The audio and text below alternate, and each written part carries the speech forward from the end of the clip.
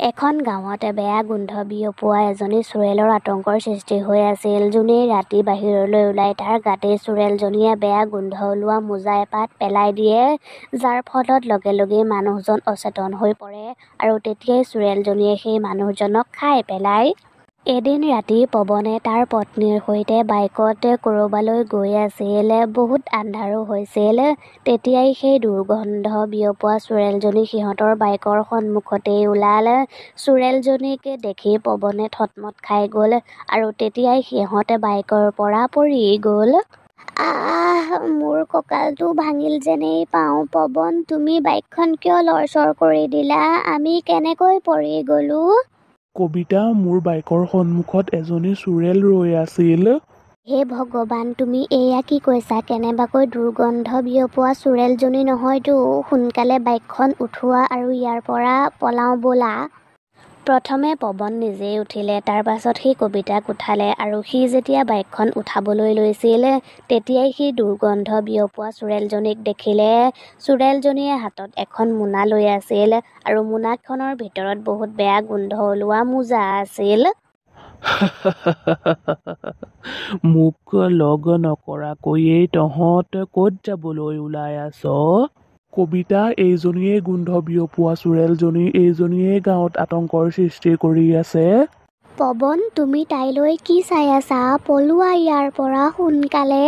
পৱন ভয়তে লৰচৰেই হ'ব পৰা নাছিল আৰু তেতিয়াই চোৰেলজনীয়ে তাইৰ মোনাখনৰ পৰা দুৰ্গন্ধ ওলোৱা মোজাবোৰ পৱনৰ মূৰত দি দিলে। পৱনে সেই গোন্ধ সহ্যই কৰিব পৰা নাছিল। পৱনৰ পৰা আঁতৰত থকা কবিতায়ো সেই গোন্ধ সহ্য কৰিব পৰা নাছিল আৰু তেতিয়াই লগে লগেই পৱন অচেতন হৈ পৰিল। ইমান বেয়া গোন্ধ। পৱন, মোক ক্ষমা কৰিবা, মই যাবই লাগিব, নহ'লে ময়ো মৰি থাকিম। তাৰ পাছত কবিতা তাৰ পৰা পলাল আৰু চোৰেলজনীয়ে পৱনক তাইৰ ঘৰলৈ নি খাই পেলালেগৈ আৰু সিফালে কবিতা কেইবাদিনলৈও শুবয়েই পৰা নাছিল। হে ভগৱান, মই এয়া কি কৰিলোঁ? পৱনক মই মৰিবলৈ এৰি থৈ আহিলোঁ। মই বহুত বেয়া। তাতকৈ মোকো চোৰেলজনীয়ে পৱনৰ লগতেই নি খাই পেলোৱা হ'লেই ভাল আছিল। কবিতায়ে কান্দিবলৈ ধৰিলে আৰু তেতিয়াই তাইৰ ওচৰলৈ তাইৰ বান্ধৱী সংগীতা আহিল। কবিতা, তই আকৌ কান্দিছ? তই কন্দা কটাবোৰ বন্ধ কৰ আৰু, কাৰণ তইতো পৱনক জানি বুজি তাত এৰি থৈ অহা নাই নহয়। ইয়াত তোৰ একোৱেই ভুল নাই। তইতো সেইবোৰ জানি বুজি কৰা নাছিলি নহয়। মই কি কৰোঁ কচোন? সেই চোৰেলজনীয়ে পৱনক খাই পেলোৱাৰ পাছৰে পৰাই মোৰ টোপনিয়েই নহা হ'ল। কবিতা, এইবোৰত তোৰ একোৱেই দোষ নাছিল। পৱনক হেৰুৱাই তোৰ বহুত দুখ লাগিছে, সেয়া মই বুজি পাইছোঁ। কিন্তু ইয়াৰ উপায় এটাই আছে। তই সেই চোৰেলজনীক শেষ কৰিলেহে পৱনৰ মৃত্যুৰ তই প্ৰতিশোধ ল'ব পাৰিবি। তই কথাটো ঠিকেই কৈছ, কিন্তু আমি কি কৰিমনো? সেইজনী হৈছে চোৰেল, তাকো বহুত শক্তিশালী। তাইক আমি ইমান সহজে শেষ কৰিব নোৱাৰোঁ। কবিতা, সেই চোৰেলজনীয়ে বহুত মানুহকেই মাৰি খাই পেলাইছে। তাইক যদি আমি এতিয়াই ৰখাব নোৱাৰোঁ তেতিয়াহ'লে তাই গোটেই গাঁওখনকেই ধ্বংস কৰি পেলাব। সংগীতা, তই বাৰু মোক সহায় কৰিবিনে? মই তোক নিশ্চয় সহায় কৰিম, কাৰণ সেই চোৰেলজনীয়ে মোৰ শাহুমাকো খাই পেলালে। সেইদিনা মায়ে বজাৰ কৰি আহোঁতে অলপ দেৰি হৈছিল। তেতিয়াই চোৰেলজনীয়ে বাটতেই পাই মোৰ শাহুমাক মাৰি খাই পেলালে। এতিয়া আমি দুয়োজনীয়ে মিলি ইয়াৰ প্ৰতিশোধ পূৰণ কৰিম। কিন্তু কেনেকৈ কি কৰিবি? তই কিবা ভাবিছ নেকি বাৰু? চা কবিতা, সেই চোৰেলজনীয়ে প্ৰথমে মানুহগৰাকীক অচেতন কৰি তাইৰ ঘৰলৈ লৈ যায়। আমি যদি তাইৰ ঘৰলৈ যাব পাৰোঁ আৰু ইমান দুৰ্গন্ধ ওলোৱা মোজাবোৰ তাই ক'ৰ পৰা আনে চাব পাৰোঁ, তেতিয়া কিন্তু হয়তো আমাৰ কাম হৈ যাব পাৰে। সেই মোজাবোৰ যে ইমান বেয়া গোন্ধাই নহয়, মই যে সহ্য কৰিব নোৱাৰোঁ, যেন মানুহে বছৰ বছৰ ধৰি পিন্ধি পেলাই দিছে। আমি এটা কাম কৰিব লাগিব। আমি তালৈ গ'লে মুখত মাস্ক মাৰি যাব লাগিব। কিন্তু আমি সেই চোৰেলজনীৰ পিছা কেনেকৈ কৰিম সংগীতা? আজি ৰাতি আমি দুয়োজনীয়ে মনে মনে গোটেই গাঁওখন ঘূৰি ফুৰি চোৰেলজনীক চাম। তাই আজি তাইৰ চিকাৰ কাক বনাই, তাই যেতিয়াই তাইৰ চিকাৰটো তাইৰ ঘৰলৈ লৈ যাব তেতিয়াই আমি তাইৰ পাছে পাছে যাম, বুজিলিনে তই? ঠিক আছে, হ'ব। ৰাতি হোৱাৰ লগে লগে দুয়োজনীয়ে বুদ্ধিৰ মতেই মুখত মাস্ক লগাই গোটেই গাঁওখন ফুৰিলে।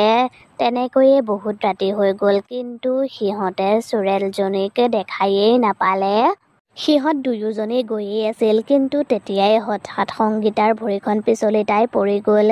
কিন্তু সেই কথাটো কবিতায়ে গমেই পোৱা নাছিল আৰু তাই আগবাঢ়ি গৈ আছিল। তেতিয়াই তাই পিছফালে কাৰোবাৰ মাত শুনিলে আৰু তাই ৰৈ গ'ল আৰু পাছলৈ ঘূৰি চালে আৰু তাইৰ পাছফালে যেতিয়া চোৰেলজনীক দেখিলে তাই তেতিয়া থতমত খাই গ'ল আৰু দেখিলে চোৰেলজনীয়ে সেই মোজাবোৰ সংগীতাৰ মুখত দি দিছে। আজিৰ খাদ্যৰ যোগাৰ হৈ গ'ল। চোৰেলজনীয়ে সংগীতাক টানি টানি তাইৰ ঘৰলৈ লৈ গ'ল আৰু সেইবোৰ কবিতায়ে চুপচাপ চাই আছিল। হে হৰি, চোৰেলজনীয়ে দেখোন সংগীতাক লৈ গুচি গ'ল। মই এতিয়া কি কৰোঁ?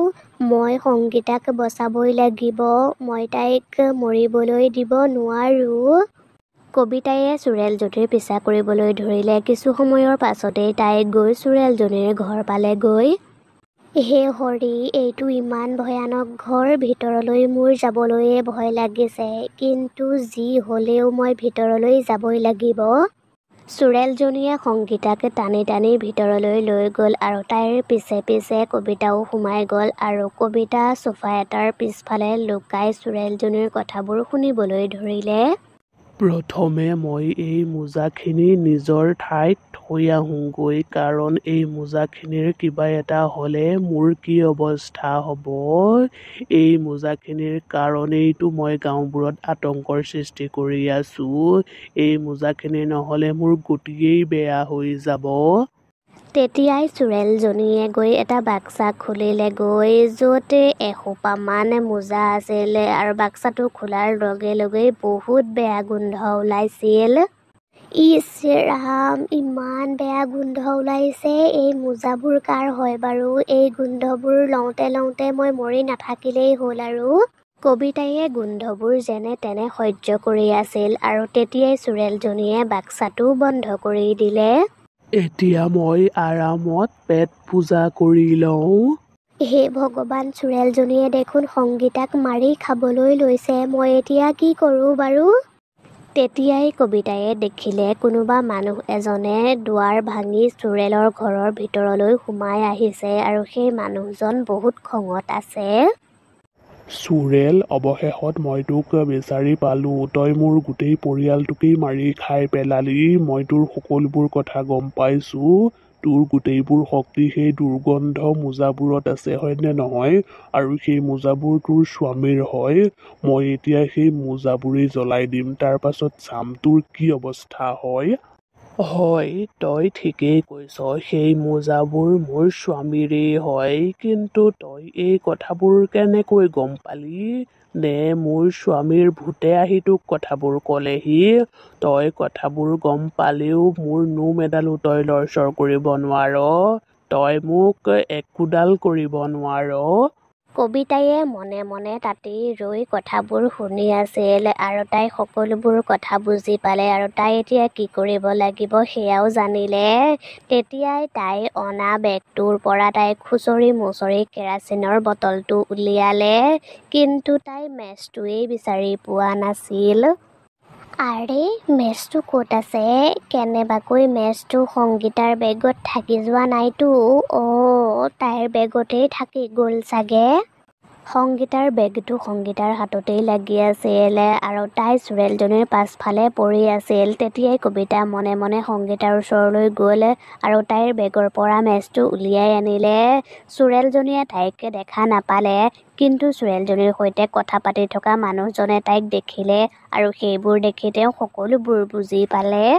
তোৰ লগত বহুত সময় নষ্ট কৰিলোঁ, গতিকে মোৰ এতিয়া বৰ ভোক লাগিছে। এই চোৰেলজনীক মই পাছত মাৰিম, আগতে মই তোকেই মাৰি খাই লওঁ। চোৰেলজনীয়ে সেই মানুহজনক মাৰিবলৈ আগবাঢ়িছিলেই, কিন্তু তেতিয়াই তাইৰ শৰীৰটো জ্বলিবলৈ ধৰিলে।